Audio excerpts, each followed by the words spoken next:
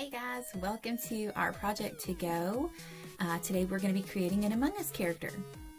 So for this paint along you will need white, yellow, blue, red, and black paint, one small and one large flat paintbrush, water, and napkins. Remember that in this video that you can pause at any time and you can also rewind or fast forward if you need. We're going to begin our painting by dipping our brush into a little water, our large brush, and we're going to dip one side of our brush in the yellow paint and the other in white.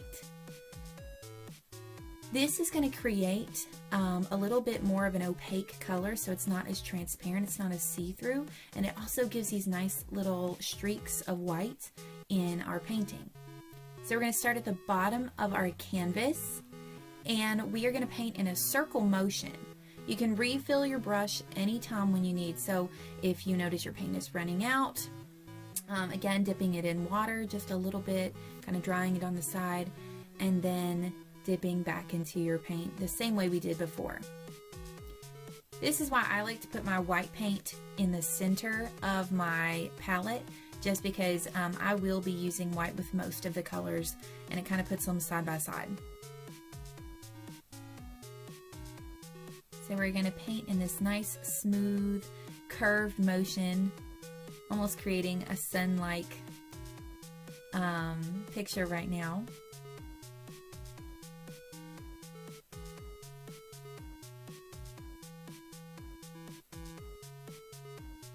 If you notice that your brush is a little dry or it's not spreading very well, then you can dip it in a little bit of water. Too much water will make your paint runny. It will not make it look as nice. It'll be very thin, but a little bit of water helps it to spread out, being that we're using acrylic paint.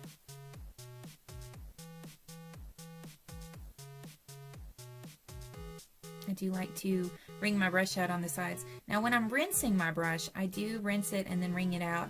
I don't like to dab it on the paper towel as much. I try to use a little bit of water in my brush the entire time.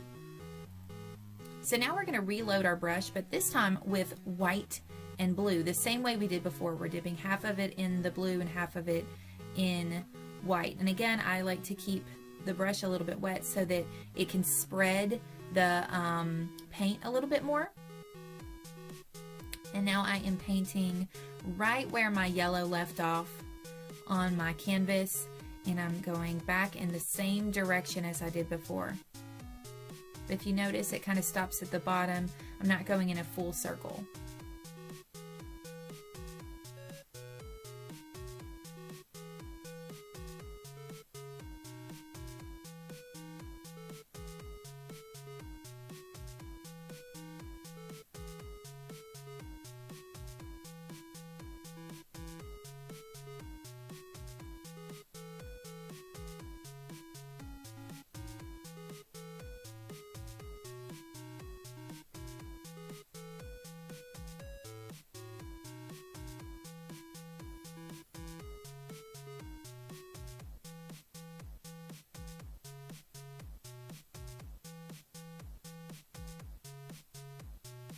Reload your brush with the colors as you go. Again, just like we did with the yellow, if you're running out. And if it's not spreading very well on your canvas, just a little bit of water.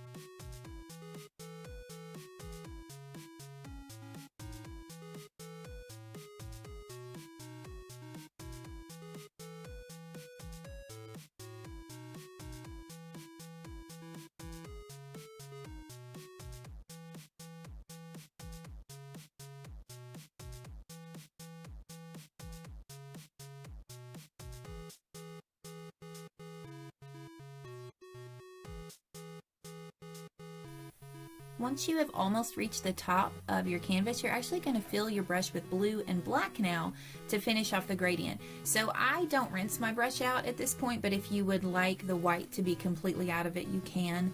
I don't mind a little bit of that gray tone that it creates, and I do think it helps kind of create a less transparent paint towards that top.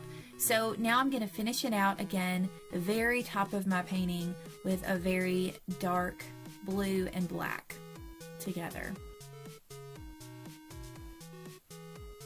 Again, you want to make sure that you're going in the same direction the entire time. So paint in that same curve that you started with as your previous marks, and this will create that nice transition all the way to the top for this painting. So I'm going to speed the painting up just a little bit. Again, take your time, but for time's sake for the video, I am going to speed it up. Remember, you can pause at any moment, but at this point, we're just going to touch up any mess ups that we've created in our gradient before we start our stars.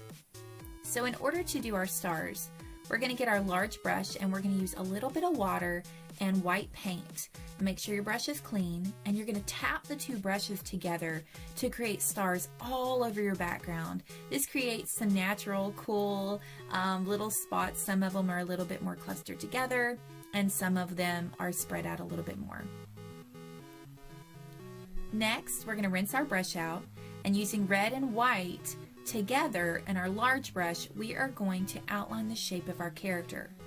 Now for these marks, I use my brush a little bit differently. I turn it sideways so that I'm not getting really large marks. So if you're not comfortable using the large brush for this, you can switch to your small brush. That is completely fine. You are the artist. You do what works best for you. So we're going to start our character by creating the top shape. So it's kind of like an upside down U that is connected at the bottom.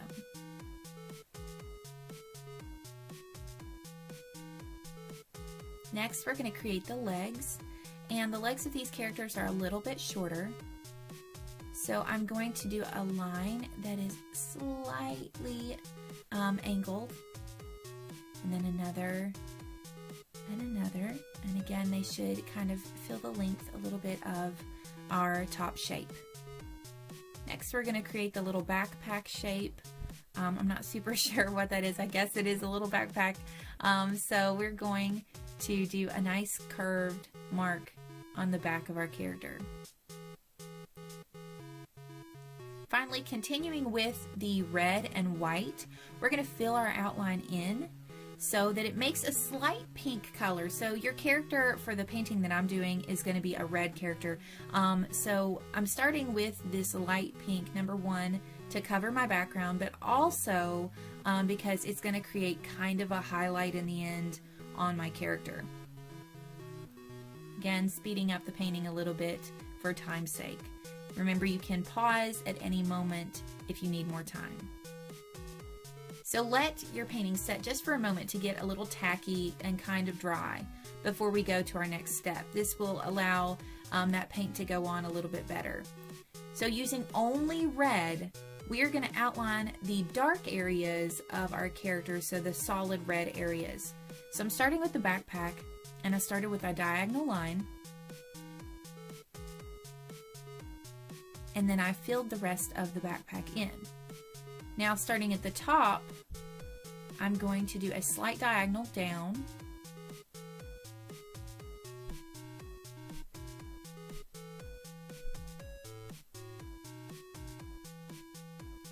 and then I'm going to come over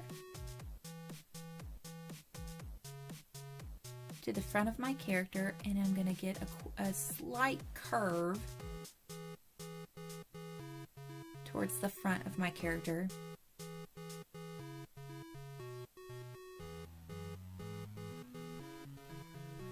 And then I'm going to fill the rest of him in with just solid red.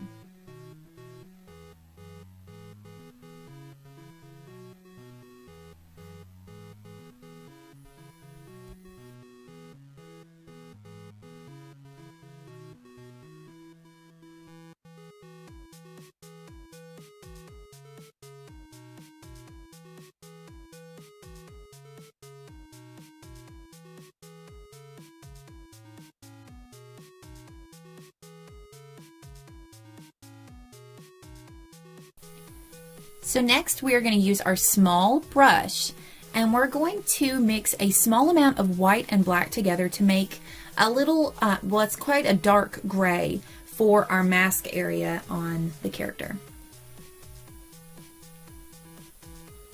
This is again why I put white in the center of my paper, because so far, or my palette, because I have mixed white with every color. So I kind of describe the shape of the mask as a really curvy triangle. I know that sounds weird, but it's kind of got a point to it towards the front, but it's not a really sharp point, okay? It's not a sharp angle here. So then I'm going to fill in the mask with that same gray that I just created.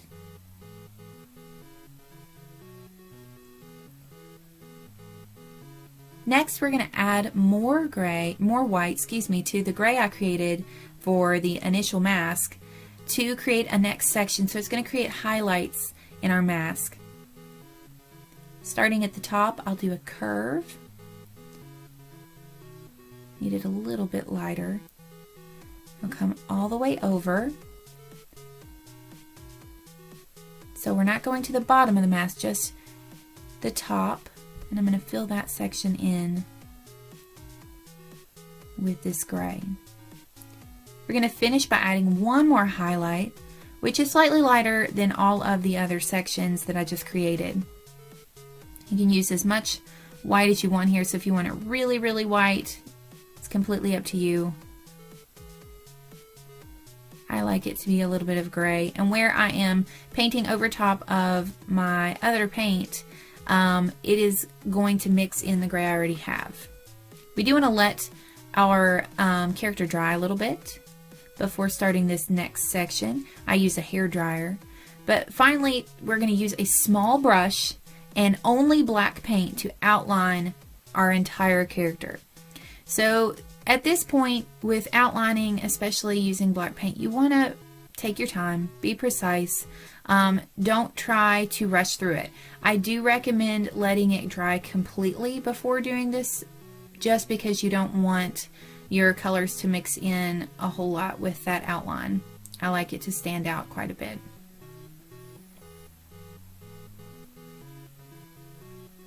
I'm going to speed the video up just a little bit here so that you can see the full outline yourself. And again, just to remind you, you can pause at any moment if you need, or you can rewind if you need that instruction again.